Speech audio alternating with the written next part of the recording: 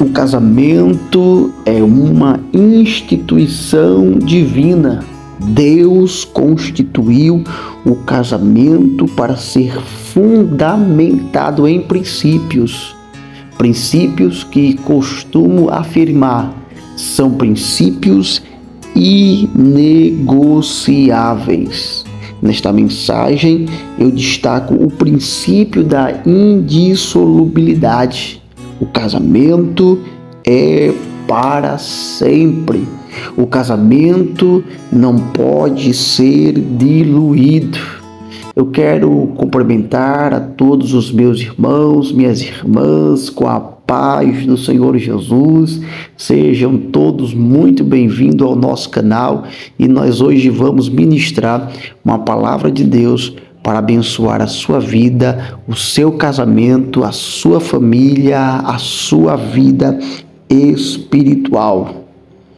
Amados, no plano original de Deus para o relacionamento conjugal, não cabe o divórcio. Eu vou repetir.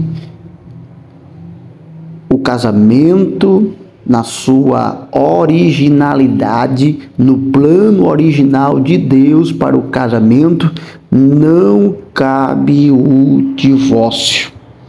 É o que veremos em Mateus capítulo 5, versículo 27 ao 32. Eu quero que você leia comigo, acompanhe comigo este texto bíblico em nome de Jesus. Ouvistes que foi dito: não adulterarás. Eu, porém, vos digo que todo aquele que olhar para uma mulher para a cobiçar, já em seu coração cometeu adultério. E nós vamos ler outro texto também, que são palavras do nosso Senhor Jesus Cristo. Mateus capítulo 19, a partir do versículo 3. Então chegaram ao pé dele os fariseus, tentando-o e dizendo-lhe: é lícito ao homem repudiar sua mulher por qualquer motivo? Ele, porém, respondendo, disse-lhes: não tendes lido que aquele que fez no princípio macho e fêmea os fez? E disse: portanto, deixará o homem pai e mãe e unirá-se à sua mulher, e serão dois numa só carne? Assim não são mais dois, mas uma só carne. Portanto, o que Deus ajuntou, não o separe o homem. Disseram-lhe eles: então, por que mandou Moisés dar-lhe carta de divórcio e repudiá-la? Disse-lhes ele: Moisés, por causa da dureza dos vossos corações, vos permitiu repudiar as vossas mulheres. Mas, ao princípio, não foi assim. Eu vos digo, porém, que qualquer que repudiar sua mulher, não sendo por causa da fornicação, em outras traduções tem da prostituição, e casar-se com outra, comete adultério, e o que casar com a repudiada também comete adultério. Disseram-lhe seus discípulos: se assim é a condição do homem relativamente à mulher, não convém casar-se. Ele, porém, lhes disse: nem todos podem receber esta palavra, mas só aqueles a quem for concedido. Na referência de Mateus capítulo 5, que ora lemos, Jesus apresenta um discurso, uma fala que fora dito pelos antigos, por aquilo que está registrado na lei. Inicialmente, o mestre, ele afirma: ouvistes o que foi dito, não adulterarás. Eu, porém, vos digo: qualquer que olhar para uma mulher com intenção impura no coração, já adulterou com ela. Cristo, ele traz à tona, com maior profundidade, com maior clareza, o cuidado que Deus tem em preservar o casamento das relações sexuais ilícitas. Preste atenção numa coisa, meu irmão e minha irmã. Nem toda prática sexual é aprovada diante de Deus. Tem legalidade diante dos princípios de Deus.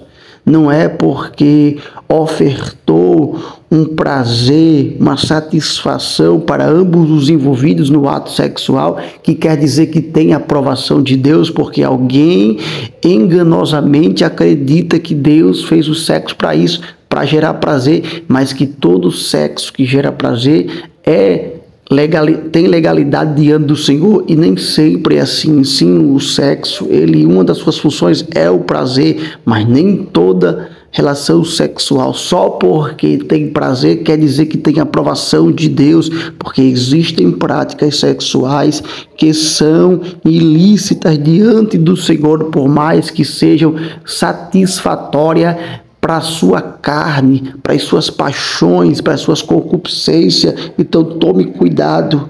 A origem do pecado do adultério não começa no ato físico, começa no coração. Jesus traz à tona isso, que o ato sexual, que a prática sexual não começa do ato, no contato físico, mas sim dentro do homem, em seu coração. O adultério, ele tem um embrião no lado interno do ser humano, dentro do seu coração, quando ele começa a cobiçar a mulher que não é sua. E claro, obviamente, isso também se aplica à mulher que cobiça o homem que não é o seu marido. Sobre o assunto, o pastor Osiel Gomes, em seu livro Os Valores do Reino de Deus, ele afirma que quando Jesus realça o 7º mandamento, não adulterarás, ele está dando grande valor ao casamento e mostrando que o adultério é um pecado que começa no coração. Aí ele diz: é triste dizer, mas muitos estão querendo fugir de suas responsabilidades da vida a dois, buscando simplesmente explicações psicológicas, questões de temperamentos, fragilidades humanas, sem levar em consideração a sua natureza pecaminosa. Ele diz mais: estamos vivendo hoje em uma sociedade que tolera tudo, e o mais triste é que isso está penetrando no meio do povo de Deus, em especial nas academias em que se procura justificar essas questões de modo delicado. Todavia, se não atentarmos realmente para o que é pecado, nunca iremos entender de fato o que é a salvação e um viver em santidade. Meu querido irmão, o casamento é algo tão sério e espiritual, que pode ser determinante para a nossa eternidade. Deixa eu explicar melhor. Hoje, muitos estão no inferno porque tiveram um casamento fracassado. Eu vou repetir.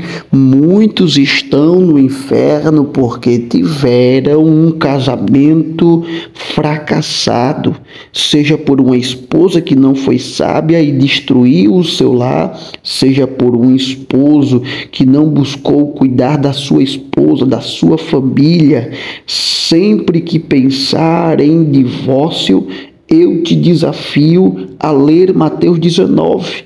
O texto que nós lemos é pesado, é forte, mas são palavras de Jesus para tratar sobre esse assunto delicado. Mas se não tratarmos, estamos deixando a porta do inferno aberta, e muitas vezes são por causa dessas interferências que envolvem o âmbito do casamento, da relação conjugal. E esta relação conjugal, repito, é determinante para a vida daqueles que se tornaram uma só carne, porque é uma só carne, porém o dia do juízo é reservado individualmente, não para um casal. Então, quer se divorciar? Leia Mateus 19, dê um passeio por Mateus 19 e tome a sua decisão na direção da palavra, na direção do Espírito Santo de Deus. Sempre que alguém vem me procurar para conselhos sobre divórcio, eu peço para ler Mateus 19. eu ajudo na compreensão de Mateus 19. É preciso ter clareza sobre o assunto, porque as nossas atitudes vão nos conduzir para uma eternidade, e na eternidade só tem dois caminhos: a condenação eterna e a vida eterna. Imagine uma outra situação. Imagine uma situação de uma mulher sábia que tem um esposo afastado da igreja, afastado dos caminhos do Senhor. E este homem vive nas farras, vive bebendo, vive fazendo sabe-se lá o que quando sai da sua casa para curtir com os seus amigos. Mas a mulher sábia está lá em casa, orando, pedindo a Deus misericórdia, jejuando, se consagrando. A mulher sábia não desiste dele e continua com seus joelhos no chão nessa batalha. Aí de repente Deus ouve a oração desta mulher sábia, interfere na história deste casamento, transforma o coração do marido, liberta ele, arranca ele das trevas, tira ele do lamaçal de pecado e coloca na maravilhosa luz do Evangelho. Ele é transformado em uma nova criatura. Está entendendo? Está compreendendo? Está pegando essa visão? Perceba como é determinante um casamento. Um caiu, mas o outro levantou. Aleluia! E isso foi determinante para a vida desse homem, porque se não fosse essa mulher sábia, ele estaria a passos largos do inferno. Mas uma mulher sábia agiu de maneira correta, de maneira espiritual, tratou o assunto de maneira espiritual e o Senhor respondeu. Eu estou citando um exemplo que não é regra, mas que é testemunho. Que é testemunho de edificação para nós, para mostrar a você que o casamento é um tratamento que vai nos levar para uma eternidade. Isso pode ser trágico, mas isso também pode ser edificante. Um ajudou ao outro a levantar, aleluias. Para se ter ainda mais noção sobre a importância de um relacionamento conjugal para a vida espiritual, Pedro, em uma de suas cartas, ele falou que existem orações que são interrompidas. Em 1 Pedro, capítulo 3, versículo 7, está escrito: igualmente vós, marido, vivei com elas com entendimento, dando à mulher como vaso mais frágil e como sendo elas herdeiras convosco da graça de Cristo, para que não sejam impedidas as vossas orações. Ei, como é que está o seu relacionamento conjugal? Como é que está o seu tratamento, marido, para com a sua esposa? Pois é, não adianta ir para a igreja, para o matutino, orar, para as consagrações, se você não valoriza o que está dentro da sua casa, a sua esposa, e claro, também a esposa que não valoriza o seu esposo. Deus não recebe as suas orações. Por quê? Porque casamento é algo espiritual também. Casamento é algo seríssimo e exige fidelidade conjugal. Não adianta estar pregando, estar louvando, se está traindo o seu cônjuge. Não adianta estar se doando a obra de Deus se você não está sendo fiel à mulher da sua mocidade. O adultério não pode ter espaço dentro do casamento. A traição não agrada ao Senhor. Deus abomina a deslealdade conjugal. É isso que o Senhor diz lá em Malaquias capítulo 2. Ele abomina a infidelidade conjugal, ele abomina o divórcio, o repúdio. No livro de Levítico, Deus apresenta o adultério como uma contaminação espiritual. Por isso que ele aconselhou: nem te deitarás com a mulher do teu próximo para a cópula, para te contaminares. A situação é tão grave, meu irmão, que para o povo hebreu Deus estabeleceu o adultério como um crime, e a pena era a pena de morte, a pena mais severa. Basta lembrar aquela situação em que a mulher adúltera foi pega em crime e os doutores da lei levaram ela para Jesus, para ser julgada por Jesus, pois queriam que fosse aplicada a lei mosaica contra a prática do adultério. Que Deus em Cristo Jesus nos ajude a compreender essa verdade. Que verdade? Que o casamento é para sempre. Eu sei que existem exceções. Existem cláusulas de exceções. No próprio texto de Mateus, capítulo de número 19 que nós lemos, lá tem uma cláusula. Quando a vítima sofreu adultério, ela tem a legalidade para se divorciar e poder entrar em um novo casamento sem estar em pecado diante do Senhor. Em 1 Coríntios capítulo 7 também existe outra cláusula do casamento misto. Se o descrente não te quer mais, então vá viver em paz. Deus também permite esse divórcio. E existe outro modo de se entrar em um novo casamento, que também é a morte. Tirando essas exceções, em regra, no plano original de Deus, não cabe o divórcio. Casamento é para sempre. Que Deus em Cristo Jesus abençoe a sua casa, abençoe o seu lar, abençoe a sua vida, em nome de Jesus.